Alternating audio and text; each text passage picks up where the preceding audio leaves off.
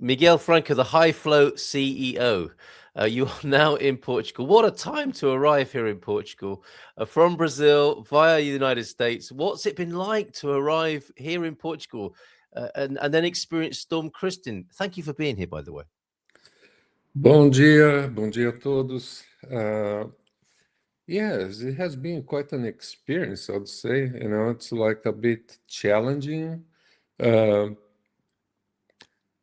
but now I understand very well, people who come to Portugal in the first time, and kind of trying to establish themselves. I've been here for a little over a month. So yeah, the thing is has been a bit disruptive, as we all know. It's an understatement, isn't it? Yeah. Yeah. So I'm in the new apartment, but I haven't been in the apartment for long. I had to go back to the hotel in Caldas. We didn't have any electricity, right? And we all know that. And I still have to work and do some of the stuff that I had to do, have clients, and I wasn't able to continue here. So I don't know. It has been hard. We are putting together the place, the normal things I believe that everyone that arrives, or it doesn't need to be in a new country, just can move houses. You can have that disruption, right? Now imagine moving from America, where I've been living for 45 years, and uh, and getting here. So yeah, but it has been fun. Fun, you say. You sound remarkably calm. It's incredible that what you've taken in your stride here. As you say, not only moving house, moving country, and then contending with the effect of the direct effect of Storm Kristin. About a week ago, this happened, and you've taken it all in your stride. And there's perhaps a little bit of a clue in your trading name of the High Flow CEO. You found a flow state despite all of these circumstantial challenges. So before we move on to that, and I want to share your message with others about about what that is about being a high flow CEO and your plans in Portugal. But what's it been like? What's the reception been? How have you felt welcomed here in Portugal in this time? It's lovely. The experience of getting here in a new place, not knowing anyone but you, and and it has been wonderful. I have no words to describe it. I shared with friends in America about that. It's like the warmth of the people, the desire to help, to assist or to connect. It has been incredible. We have been very blessed with all the people that we have met so far. And and I don't know, I really feel at home. Connecting also with the Portuguese community has been wonderful. Of course, I believe speaking Portuguese can help a little bit on that Yes. course, but but I don't know. I feel this is the place where my best work is yet to being downloaded. So I feel that I'm going to download a lot of good info here. Wonderful, So wonderful. Now that work is the High Flow CEO work. What is that? How did this all begin, Miguel? If you could give us a bit of background and context. well, it has started since my childhood, I would say, but let's crunch time here. Yes. Uh, well, I have always been interested in the what now is common to say vibrational world, right? The frequencies of the universe and all that stuff. So since very early age in Brazil and then moving to America, I've developed a lot in that realm. I have always been what many describe as a sensitive person. And I wrote a couple of books. One was bestseller in Brazil about intuition, Na Era da Intuição. and I don't know, the work has evolved and continues to evolve. We are in a ever evolving universe, new Mm. patterns every day, right? This storm is the proof. So I believe that in terms of, okay, just to get into why I close you and all that stuff, that when we are in a state of, some people call this state of flow, but I'm going to take this to another level, because the state of flow is basically a cerebral state. It's like it's really a cocktail of neurotransmitters in your brain, giving you that experience of being one with the moment and doing your best, experiencing your best self while you are absorbed in an activity. Hmm. So people describe this as being the zone, right? But you can be in the zone cooking in a very busy restaurant. It doesn't mean that you are very happy doing that or whatever it is that you are doing, but you can achieve that state. Now, wouldn't it be wonderful if life in general would have that feeling too? So, in a constant basis, I mean, even if you are depressed, it can be a little bit off a here for some, but yes, you can be on a down time, but it's still be in a high flow state, Interesting. because other parts of yourself, it's like being that storm, like with all the disruptions that we have, the chaos, the everything that's happening around you, the feelings of sadness, which I have experienced seeing the people in Leiria. I mean, that was like heartbreaking, right? Mm. Um, and I feel very deeply these kind of things, you know. And then seeing the response of others, how the all the dynamics, you know, I had a crash course in politics this past week, basically. You know, Yes. which I'm not getting into, but I could see how the response of authorities and all that stuff, and seeing how the population experiences that, you know, the other side of things. So for many, this could be a terrible, and it is a very uh, disruptive, chaotic, sad moment. But we can also look at it as an opportunity to create change, an opportunity to focus on our strengths, to an opportunity to look for new solutions. And when you start engaging with this kind of thoughts amidst the chaos around you, you shift your internal state too. And when you do, you start getting excited about, yes, I can help by doing this, I can help by doing that, I can. So, and then you start looking for new solutions, like I'm seeing on my feed all the time now. It's people saying, okay, here are the problems, and but the cause of these problems are this, and this, and here are the solutions or things that can be done to Yeah. create change. And these are called an awakening, a forced awakening in that case, of new possibilities for growth. So new patterns can be formed, right? And when you engage in this process, because basically it's a process of creation, when you engage in this process of creation, you change, and you change the environments around you. And I feel very excited now, believe it or Mhm. not, with all these possibilities. I still don't know how my contribution will unfold, but I know my work can it. This process of awakening, this process of looking for the new, for the good and the bad, and that creates what I call the high flow state. You stay connected to a higher vibration, and not allowing the low, the guilt, the blame, the finger pointing and all that stuff to take over your ability to see what's possible for yourself and for others. That's amazing.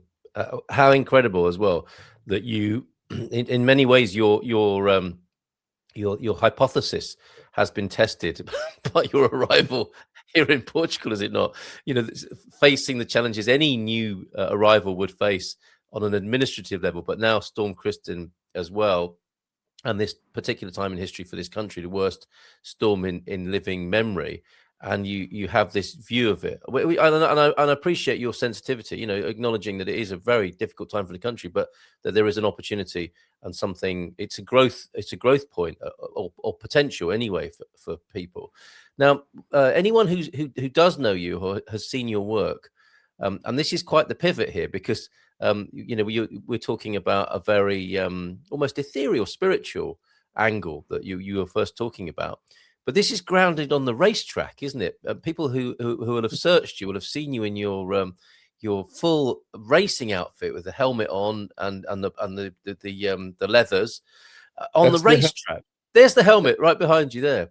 Now, how? So there's a manifestation of this on the racetrack. That's the high flow CEO, high speed and flow CEO. Could you connect those dots for us? Well, the high flow CO or the racing metaphor that I use is that because racing is a very challenging sport in many levels, I grew up with this passion inside of me. As you know, I shared, or some people know, that I raced with the legend, Ayrton Senna. And so I grew up with racing. I grew up with Formula One and all that. And this passion never left me because I raced karts back in the 70s for 1 year only, but it was enough to really ingrain in my whole body. And I pursued that in different phases of my life. And in fact, my biggest project to date, I think, has been when I raced in 1997. When I released my book Na Era da Intuição, in the age of intuition, for those who don't know, but I believe all your listeners here are working on the Portuguese side of things. So this book opened up a whole new universe of possibilities for me. One of them was to realize my major dream of racing cars, and I was sponsored by a global company, Rayovac, a battery manufacturer, to do a project teaching the system, the frameworks, and everything that's part of it to over 500 employees, and using racing as a metaphor for the work. Meaning how we can overcome our I don't say limitations, but it's how we can open up to new things. Like how can we outperform ourselves, basically, to achieve a common goal. And racing is all about that. It's like you have to outperform yourself. The team has to outperform themselves. Everything, we all have to work together to outperform ourselves first, to outperform the competition.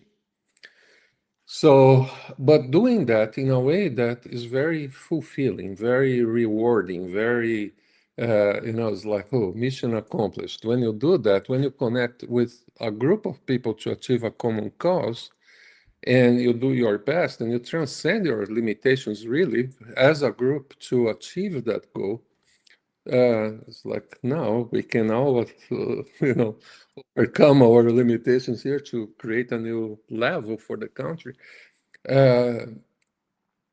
It does create that sense of high flow. Yeah. Because it's not the moment, it's not just being the zone, it's not that, it's beyond that. It's like working on every aspect of yourself, even if you don't know that you are working on those aspects. Because as a team, especially in racing, it's an ego business. It's driven by egos, basically. But a successful team is the one where the egos have to be transcended to work on a common cause. So I have a framework that explains this ego structure and how we can work on this ego structure of our own selves first to fine tune it or to recalibrate its vibration to be on our best ego. That thing about wisdom traditions or cultural interpretations or psychological interpretations of the ego, for me is completely outdated, because it puts you as the bad guy, and it's not. If we understand its composition, its structure, which is a psychic structure, we can kind of work on this psychic structure to, it's a vibration, right? So we can recalibrate the vibration of the ego to be at a higher level. When we do that, we become like a free conduit to the energy that powers the universe, which I call core energy. And that, Fantastic. Well, that's quite an offer.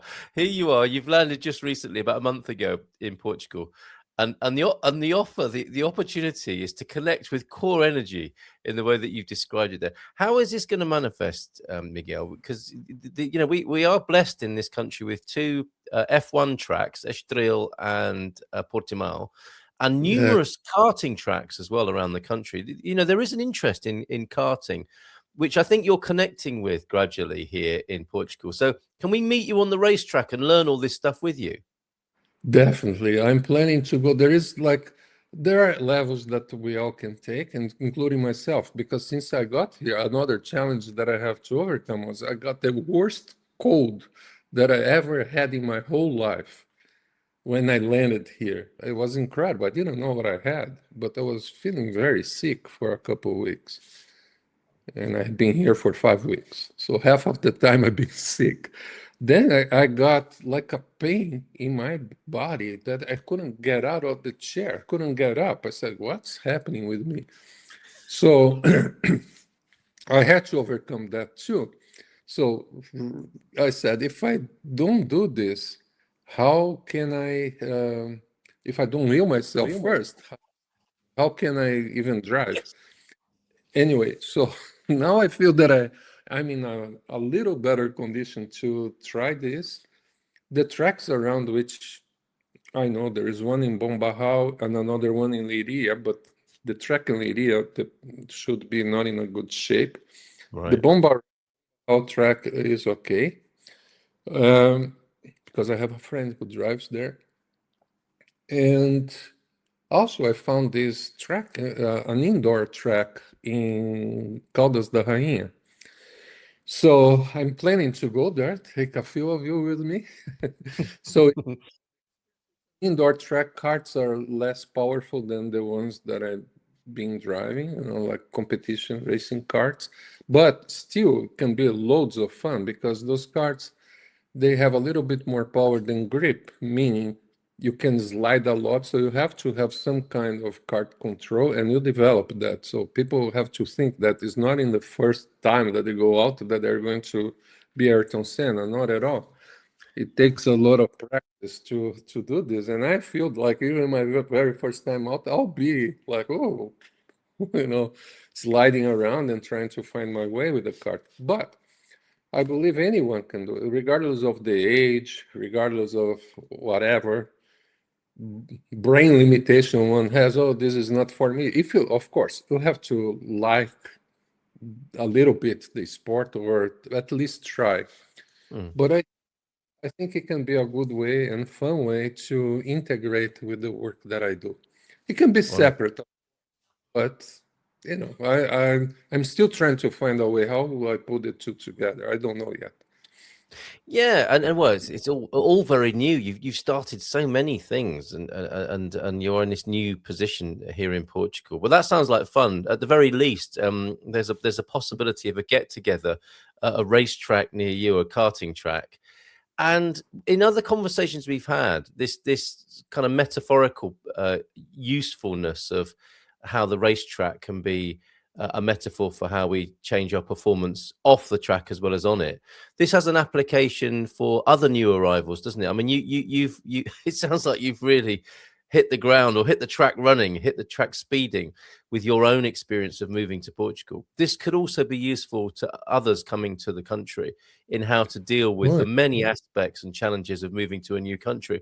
Moving as or the racetrack as a metaphor for moving country, it also works as well, I think.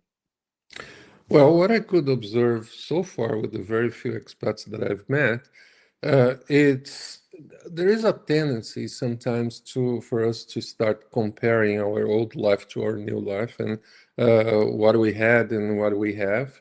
But people forget what we can have, what can we create, Yeah. and that's the goal. You know, it's more like how can you repattern yourself from your past to create something new that you want in your life, and not just be like, oh, I'm here, I'm not quite here. You know, I think the integration with the society you live in is extremely important.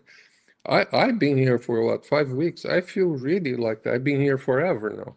You know, it's like there are differences, of course. There are things that we have to adapt and to we have to learn. I mean, there are many things I'm learning about the place. You know, everything is new, basically. Only now I feel more at ease to go to the supermarket, driving the car. I know my way. I can go to other places. Start getting familiar now. You know, there is more familiarity. But I think this can be done very quickly. I don't think they can take years for one to ground themselves in a new country. It can take just a few months. Okay, And you can find gears 5 and 6 quite quickly. yes, This is you make a very interesting point that I'd like to pick up on, if I may, in how we might frame and experience the move to Portugal. Some people, it's certainly part of retirement and a vision people have post working life, going to an ordinarily warm and hot country. It doesn't feel like that at the moment, but ordinarily that's the vision, isn't it, of moving to a country where we might spend the last third of our life. We've finished working in the conventional sense, and there's this sense of like a slow downhill descent into mm, oblivion, perhaps. I think you're and- talking of something and- different, aren't you? You're talking about a gear change and moving up rather than slowing down. exactly. Now I'm going through the process because I had to close my business in America in the way it was set up in California and all that. And now, this week, in fact, I start looking at, okay, well, now I need to do business here, and I do. I have an ongoing process, and I have to be very quickly on. That's what I'm doing. In fact, now, this past few days that I'm back with internet and all that, to create the businesses, the new business. So basically, it's like starting a new business, and that's challenging because you have to start from here with everything that I have. It's kind of in the States. It's like there are a lot of loose ends that I have to put, tie in and all that stuff. And but the challenge of doing this is exciting because I can't wait to start, doing the work, just Yes. getting and having a new groups, especially few people from Europe here in Portugal, even, it's like I think could be a very positive challenge to have is how do we structure yourself to create something new? Yeah. I don't see, I'll be 70 this year. So I said, oh, 70, is that old? What it should be? Don't see myself with that age at all. Age is really a mental construct. It's really what of course, you have to be in good health. You have to, my focus right now is my health. One of the reasons we chose here, San Martino, is because of the beach to be able to walk. Since we got here, we walked one day on the beach because of the rain. So that's a challenge in itself, but we are finding alternatives. I've been to a Pilates class, so we are looking. My wife also has changed completely her life Mhm. to be here, so we have to recreate. We are looking Amazing. but recreating with a sense of joy, a sense of fun. Just saying, this Yeah. will be the best time of our lives. Yeah, transformation. And I love this. How many gears are there on a cart? Is it 5 or 6 speed box? Uh, well, it depends on the cart. There Right. is what direct drive or no, or just a tag is touch and go, which is just sprocket type of Oh, I drive. see. There's Like a bumper car. Okay. and Yeah. there are The the reason shift. I ask, Miguel, is because it's about finding this next gear, isn't it? And I'm really enjoying that, talking about that metaphor with you in the cart of life that we find ourselves, and we've driven to Portugal. Are we in the process of slowing down and pit stops and going down the gears, or are we finding a new one for the remaining chapters of our life? And then this you really, I think, talking about like getting into it, finding extra gears on the gearbox of life. Yes, but at the same time, you do need to have pit stops and you do need to have engineering sessions. You have to stop and you can go out on a sixth gear if the car is not safe, if it's not performing well. You have to stop and kind of look at what can we improve on this thing. How can we improve the design?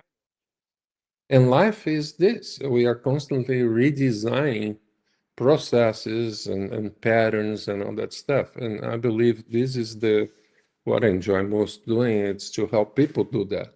How we find within ourselves our own pattern, because most of us were oblivious of our patterns. That's why they are called patterns. We get into those patterns, and that's all we know. It's true. So identify ourselves with those patterns. So the key thing here is when people say, hey, you gotta change your identity to a degree. It's not changing identity, it's not changing the essence of who you are, but how you manifest yourself. That's a different conversation. Beautiful. And I hope we have that. On a final and very sort of practical note, as somebody who's just arrived here in Portugal 5 weeks in, what's your advice to others heading this way? As we note, many are heading this way, and they need help and support in making that journey well and arriving well. What's your top tip to them? Do some planning in advance on how you intend to integrate with the new country. And because I think that's the main important thing.